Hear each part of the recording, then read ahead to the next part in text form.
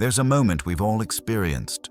You're speaking, clearly, calmly, and someone cuts you off as if your words don't matter. They interrupt, they overtalk, they dominate the room, and you're left wondering if your voice even holds weight. But here's the truth most people never learn. Power in a conversation doesn't come from volume, it comes from precision. And when you choose your words with Stoic discipline, you can stop anyone from interrupting you, without raising your voice, without losing control, and without stepping out of character. Stoic philosophy teaches one simple rule. You can't control their behavior, but you can control the impact of your presence. And today, I'm going to show you 5 words that instantly shift the dynamic, reclaim the floor, and command respect, even from the people who never listen to anyone. Stay with me, because once you learn them, you'll never feel talked over again. Praise 1. Hold on. There's a reason this word stands at the front of the list, because hold on is the cleanest, sharpest, and most reliable way to reclaim the moment when someone tries to override you. It doesn't sound dramatic, it doesn't sound confrontational, it doesn't sound emotional, and that's exactly why it works. It's the verbal version of placing your hand gently, not forcefully, on the table and signaling that the conversation isn't moving forward without you. Most people don't realize this. Interruption succeeds because of your hesitation, not because of their dominance. When someone cuts in, they rely on a tiny window, a single breath where you stop, shrink, or doubt whether your words carry enough weight to continue. And in that hesitation, you hand them the frame of the conversation. Hold on closes that window. It stops the momentum without feeding their ego, without escalating tension, and without making you sound defensive or insecure. It is assertive neutrality, the tone Stoics mastered. The real power isn't in the word itself, it's in how it shifts the psychological tempo.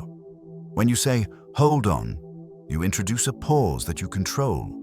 You slow the conversation down, you anchor yourself, you force the interrupter to collide with your stillness.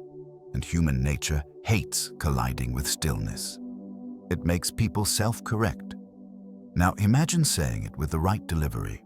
Slow, even, grounded. Hold. On. No rush. No edge.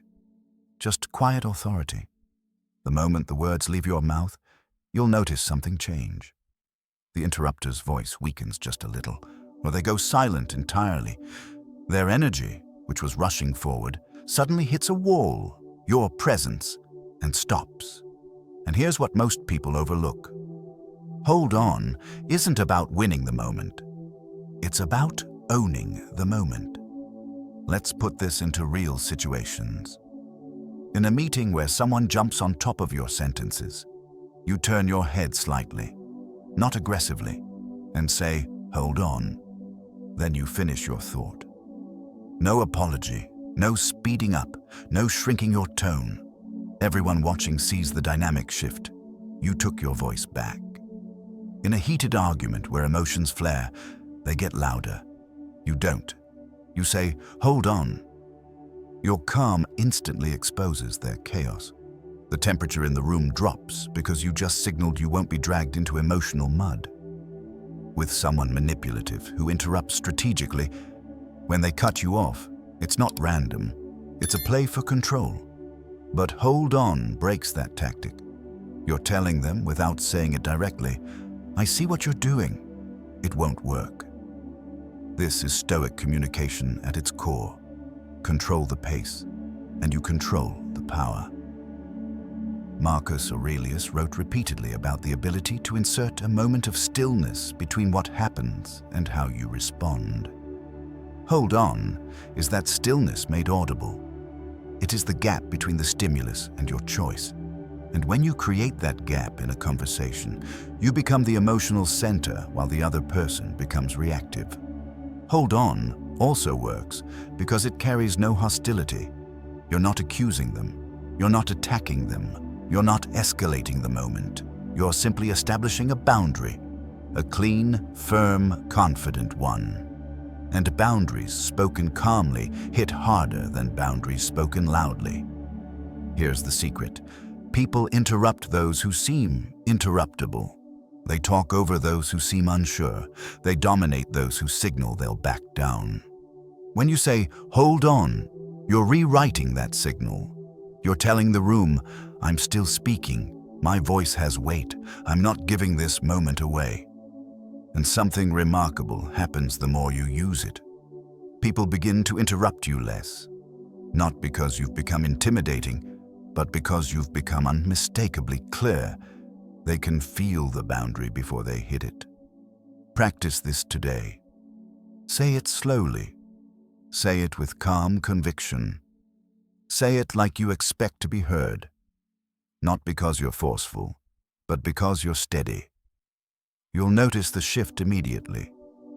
Your presence becomes heavier. Your voice lands deeper. And people will think twice before cutting across your words again. "Hold on" is not just a phrase. It is your first line of defense and your first display of quiet, stoic authority. Phrase 2. Listen. This is the reset word, the one people rarely use, yet the one that instantly shifts the power dynamic the moment it's spoken. Most interruptions happen because the other person believes they can steer the conversation faster, louder, and sharper than you. They rely on momentum. They rely on your hesitation. They rely on the assumption that you will shrink a little when they raise their voice or rush their words. But when you say, "Listen," everything in the room changes. Why?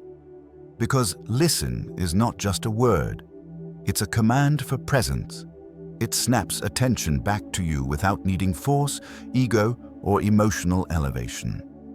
It signals that the conversation is not spiraling, not derailing, not being pulled into chaos. Instead, it is being pulled back to center, your center. Most people, when interrupted, default to weak fillers. "Wait, hold on, let me speak, please, just a second." But those words don't command anything.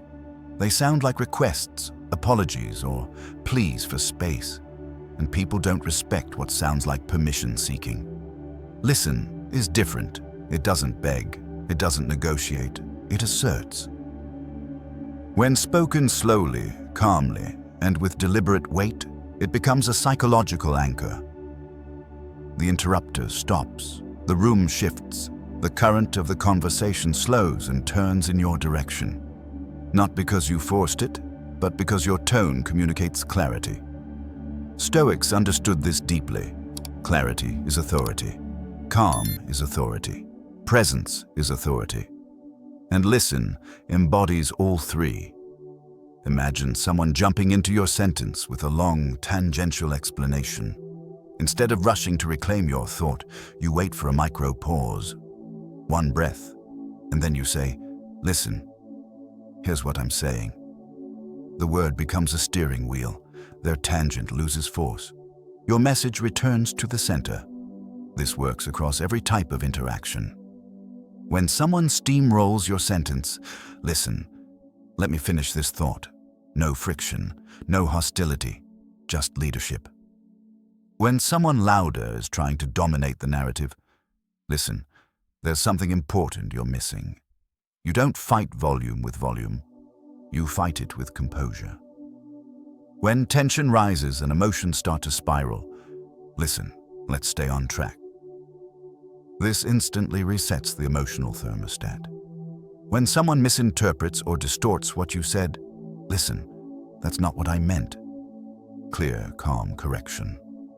The strength of listen lies in its neutrality. It doesn't trigger defensiveness because it's not an attack. It doesn't escalate conflict because it's not emotional. It simply commands attention. And here's the psychological twist. People are conditioned from childhood to respond to this word. Parents use it to regain control. Teachers use it to regain order. Leaders use it to regain focus. So when you use it, the interrupter feels that familiar shift, not of hierarchy, but of direction. Your energy sets the rules. Your tone sets the frame. Your pace becomes the new tempo.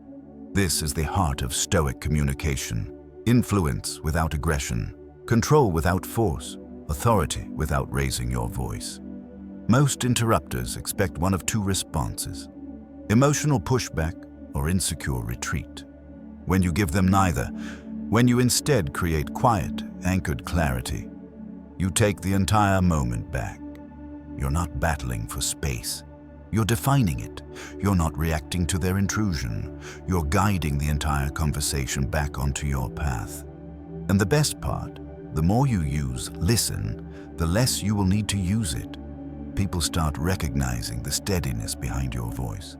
They sense that you are not someone who gets swept aside in conversation. Try it today. Use it once, just once, in a real interaction. Say it slowly. Say it evenly. Say it like your words carry weight. Because they do. And the moment you say, listen, everyone else will feel it too. Praise 3. Exactly. This is the subtle power word. The one that doesn't push, doesn't confront, and doesn't fight for space. Yet somehow, it pulls the entire conversation back into your hands with almost no resistance. Exactly is the Stoic equivalent of redirecting a punch using its own force. It's verbal aikido. You don't stop the interruption, you use it. Most people misunderstand what it means to regain control when someone interrupts them. They think they must assert themselves, correct the interrupter, or reclaim the floor through direct force. That's the instinct of a reactive mind. But Stoicism teaches something different, that the fastest way to regain control is often through non-resistance. Exactly embodies this principle. When someone interrupts, they expect friction, they expect you to defend, they expect you to debate. But when instead you say, exactly, and here's what I was saying, you short-circuit their entire attempt to shift the narrative. Why does this work? Because interruption feeds off emotional momentum. Without resistance, their momentum collapses. But the brilliance of exactly runs deeper. It sends 3 psychological messages at once. 1. You're not threatened. You didn't flinch, rush, or react. That signals confidence. 2. You're still leading the direction.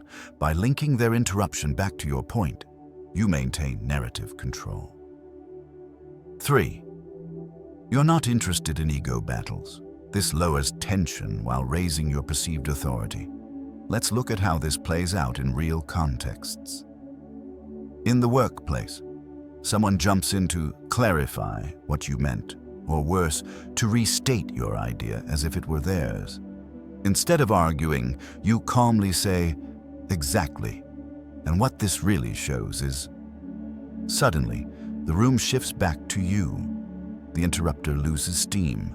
You regain the lead without sounding combative. With dominant personalities, they interrupt to redirect the conversation toward their agenda. You don't fight them, you absorb the motion. Exactly. And building on that, you've now turned their detour into your continuation. Subtle, but powerful. In disagreements, someone challenges you mid-sentence. Most people defend themselves and the argument escalates. But you say, exactly, which is why this matters. You maintain calm authority while reframing the debate around your point. You've reclaimed the narrative without raising your voice. Exactly also disorients the interrupter in a beneficial way. When someone expects conflict and doesn't receive it, their emotional charge fades instantly. They don't know how to push further because the energy they expected, tension, isn't there. And this is where the Stoic principle becomes clear. You do not reclaim control by overpowering interruptions. You reclaim it by removing the fuel they run on. Exactly neutralizes ego. It neutralizes noise. It neutralizes power struggles. But it also elevates you, not in volume, in presence. Because the calm speaker who redirects the conversation with a single word always appears more grounded than the one who fights for the spotlight. When used consistently, exactly builds an internal reputation around you.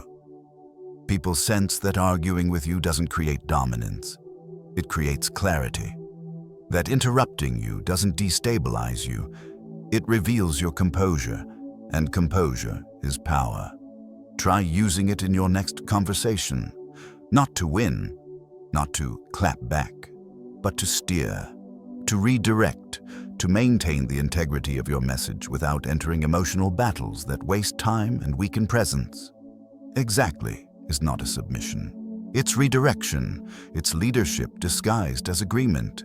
It's the quiet acknowledgement that allows you to move the discussion exactly where you want it to go. This word doesn't just bring the conversation back to you. It makes you the calmest, clearest voice in the room. And that is the kind of authority people don't interrupt twice. Praise for, anyway. If hold on is the boundary, if listen is the reset, if exactly is the redirection, then anyway is the clean cut. The elegant Stoic exit from chaos, drama, and emotional traps. This is the word that saves your time, protects your energy, and strips power away from anyone who tries to pull you into pointless detours. It's the conversation equivalent of stepping out of the river while others are still fighting the current.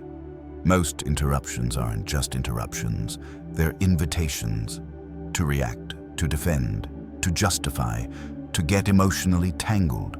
And the moment you take that invitation, the interrupter wins. They wanted to drag you off topic? Done. They wanted to create confusion? Done. They wanted to provoke you? Done. But anyway breaks the bait. It refuses the entire emotional frame. Anyway tells the interrupter and the entire room that you're not here for tangents, ego battles, or emotional noise. You're here for clarity. It pulls the reins back to your message, not theirs. And it does it without sounding angry, irritated, or defensive. It's power without volume. Why does it work? Because anyway creates psychological distance. It shifts the emotional responsibility back onto them. It shows that their attempt to redirect or control the conversation failed. And unlike other comeback-style words, anyway doesn't escalate anything. It de-escalates while still asserting authority. Let's look at several real-world situations to understand how this works. Scenario 1. The interrupter who twists your words. You make a point, they interrupt and distort it into something extreme, inaccurate, or irrelevant, hoping you'll react emotionally so they can dominate the frame. Most people would correct them, argue, or defend themselves. But you simply say, anyway, the point is, no drama, no defensiveness, just clarity. You instantly pull the conversation back to your narrative. Scenario 2. The passive-aggressive person. They interrupt with sarcastic comments, subtle digs, or disguised insult. They want you to take the bait. They want emotional chaos. But you don't react. You let their words fall flat. Then, anyway, as I was saying, your calmness exposes their insecurity. Your steadiness reveals their pettiness. The power dynamic flips silently. Scenario 3. The tangent hijacker. You're making a point. They interrupt and take the conversation into a 10-minute unrelated story about themselves. You let them talk for a moment. Not out of submission, but out of control. Then you bring it back. Anyway, let's stay on track. You didn't fight their tangent. You simply refused to live in it. Scenario 4. The provocateur. Some people interrupt to provoke, to see if they can shake you. If you defend yourself, they win. But if you say, anyway, moving on, you starve their ego.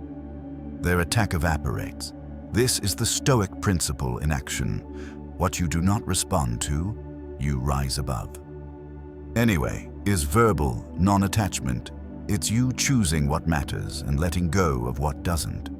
And that's why it's so powerful. It asserts control without confrontation, but the delivery matters.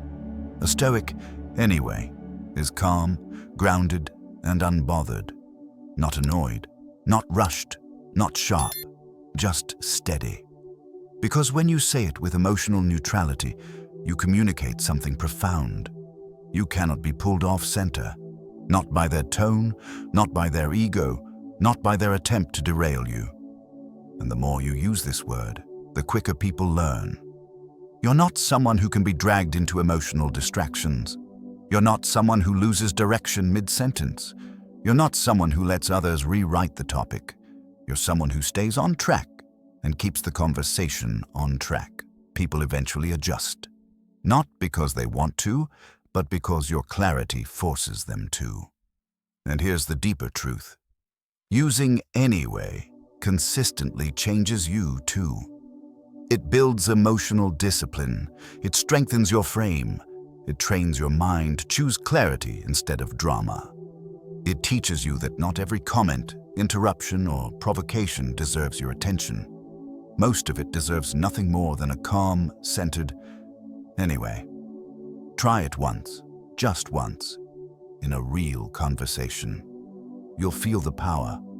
Not loud, not forceful, just clean, controlled, stoic direction.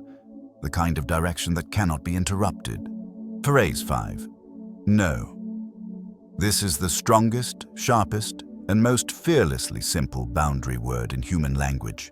It doesn't need volume. It doesn't need explanation. It doesn't need emotional decoration. When spoken with stoic discipline, no becomes a full stop, a line in the sand that cannot be crossed, a signal that the conversation will not continue on someone else's terms. People fear this word because they misunderstand its power. They think no sounds rude. They think no creates conflict. They think no makes them look difficult. So they soften it into long, apologetic sentences. I'm sorry. Can I just finish?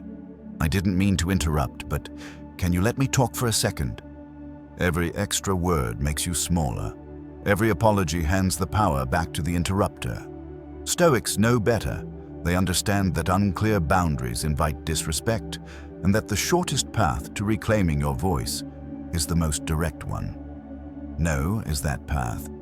But the real magic lies in how the word interacts with psychology. Because no does 3 things instantly. 1. It halts the interrupter's momentum. Interruptions rely on speed and emotional push. No slams the brakes. 2. It forces them to self-reflect. Most interrupters don't realize what they're doing. Your calm no makes them aware. Fast. 3. It resets the power structure. You show that you're not asking for space. You're claiming it. And unlike defensive explanations, no has no emotional leakage, no insecurity, no weakness. It is a clean authority. But here's the key. The delivery must be stoic. A stoic no is calm, slow, steady, unshaken, grounded. Not loud, not sharp, not irritated, not emotional. Because the moment your tone holds emotion, the interrupter wins. But when your no is unbothered, they freeze, not because they fear you, but because your composure exposes their lack of it. Let's look at how this plays out. Scenario 1. The steamroller. They talk louder and faster, pushing through your words like they own the room. You wait for a fraction of silence. Then, no, I'm speaking. Not dramatic, not aggressive, just factual. They stop. The room notices the shift. Scenario 2. The self-important interrupter. They jump in because they assume their point matters more. You cut the momentum. No, let me finish. You didn't raise your voice. You didn't match their energy. You simply held your ground, and suddenly, they lost theirs. Scenario 3. The manipulator. They interrupt to distort your narrative, to take control, to push your emotions off balance. Your response? No, that's not what we're doing. You refuse their frame. You refuse their bait. You refuse to give them control. And here's the deeper Stoic wisdom behind it. No is not a rejection of the person. It is a rejection of the violation. Marcus Aurelius wrote, "Stand tall. Do not be turned aside." No is that instruction turned into sound. It is the moment where you protect the integrity of your message, your pace, and your presence. People will test you less once they realize your no is real, not emotional, not dramatic, not negotiable. And the more you practice this word, the more natural it becomes. You start speaking with cleaner boundaries. You stop explaining things that don't need explanation. You stop over-justifying your existence in conversations. You stop rewarding disrespect with politeness. No builds an inner spine, a quiet self-respect, a presence that others feel before you say a word. And slowly, something shifts. People don't interrupt you anymore. Not because they fear backlash, but because they sense stability. They sense a person who won't be bulldozed, minimized, or drowned out. Practice this today. Say no once, just once, without softening, without apologizing, without wrapping it in unnecessary words. Say it clearly. Say it calmly. Say it like your voice matters, because it does. And when you learn to say no with courage and stillness, people won't just stop interrupting you. They'll start respecting you. Before we close this video, you need to understand the deeper architecture behind these 5 words. Because their power doesn't come from the syllables themselves. It comes from the Stoic mindset that drives them. Anyone can say, hold on, listen, exactly, anyway, or no. But only a grounded, self-controlled person can use them in a way that changes the entire energy of a conversation. And that begins with awareness. The moment you recognize what's actually happening. When someone interrupts you, the untrained mind reacts instantly. Frustration, defensiveness, insecurity, or the urge to talk faster and louder.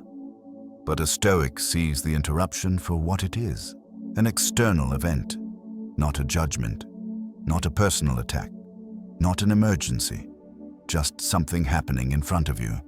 The power lies in noticing the impulse to react, then choosing not to. That choice leads to control, the essence of Stoic communication. Control of pace, control of volume, control of your emotional temperature. When you speak slowly while someone else rushes, you establish psychological leadership. When you remain calm while they escalate, you become the anchor in the room. Stoics influence not by overpowering others, but by refusing to let others overpower their inner state. And from that control emerges boundary, the quiet authority behind these 5 words. A boundary is not a wall. It's a standard, a rule for how you allow yourself to be treated. When you use these words with clarity and steadiness, you're not just responding. You're teaching people how to engage with you. You're showing them that your voice has weight, your presence has shape, and your space cannot be taken without your permission. This is why people stop interrupting you, because you're no longer fighting for the moment. You're defining it. And once you learn to define the moment, every conversation becomes yours to lead. You've just learned 5 simple words that can transform the way people treat you. Not with aggression, not with ego, but with calm, deliberate Stoic authority. Hold on, the boundary. Listen, the redirect. Exactly, the pivot. Anyway, the detachment. No, the final line. Together, they create a communication style that protects your peace, commands respect, and keeps you centered no matter who tries to interrupt, dominate, or derail your voice. Because at the core of Stoic philosophy is this truth. You can't control how others behave, but you can always control the tone, clarity, and power you bring into the room. So practice these words. Use them intentionally. Carry them into meetings, conflicts, and conversations where your presence matters. And you'll notice something begin to shift. People stop talking over you, stop testing your patience, and start listening when you speak. If this helped you reclaim your voice, let me know in the comments. Like the video, share it with someone who needs this reminder, and subscribe for more Stoic tools to strengthen your mind and your life. Your words have power. Use them with discipline.